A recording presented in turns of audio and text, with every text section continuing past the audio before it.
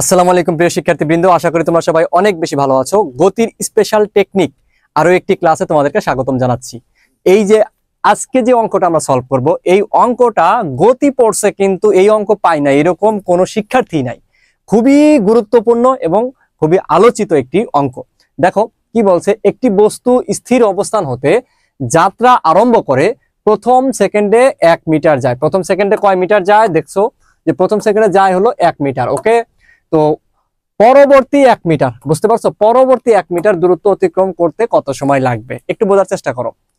যে একটি বস্তু স্থির অবস্থান থেকে যাত্রা শুরু করে প্রথম সেকেন্ডে 1 মিটার, প্রথম সেকেন্ডে যদি 1 মিটার যায়, তো আজকে যেহেতু আমার ক্লাসটা টেকনিকের উপর, শুধু আমি টেকনিকটা দেখাবো আর ডিটেলস ক্লাস কিন্তু আমার বেসে আমি পড়াবো। ঠিক আছে, তো দেখো যে এটার স্পেশাল টেকনিকটা কি, যে অতিক্রম করতে কত সময় লাগবে। ঠিক আছে, সময় টি ইজ ইকুয়াল টু, মনে রাখবা, root over S1 plus S2 by S1 minus আমাদের যে সময়টা দেওয়া থাকবে। ঠিক আছে, কত সময় দেওয়া আছে প্রথম সেকেন্ডে। ঠিক আছে, তাহলে এখানে হবে কত, T1।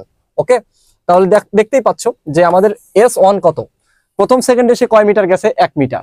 তাহলে আমার S1 হলো 1 মিটার, প্লাস আমাকে বলছে পরবর্তী 1 মিটার, তাহলে পরবর্তী দূরত্ব যেটা সেটা কত আমাদের S2, তাহলে পরবর্তী 1 মিটার কত আমাদের আবার 1, এবং S1 কত 1।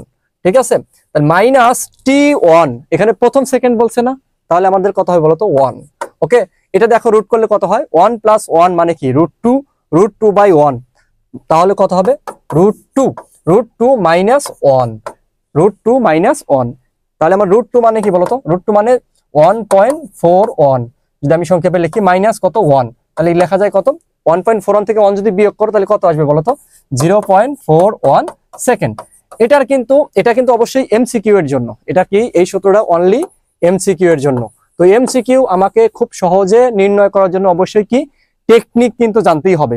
তুমি ডিটেলস নিয়ম প্লাস টেকনিক দুইটার জন্যই কি করতে হবে বলতো, আমাদের এই সূত্রগুলা এবং এই ম্যাথগুলা ভালোভাবে প্র্যাকটিস করতে হবে। একদম বেসিক থেকে অ্যাডভান্স লেভেলের সবকিছু ফিজিক্সের শিখতে হলে আমাদের এসএসসি ফিজিক্স প্রিমিয়াম একটা ব্যাচ আছে, যে এক কোর্সে ফিজিক্সের সকল কিছুর কি সমাধান করে দিচ্ছি।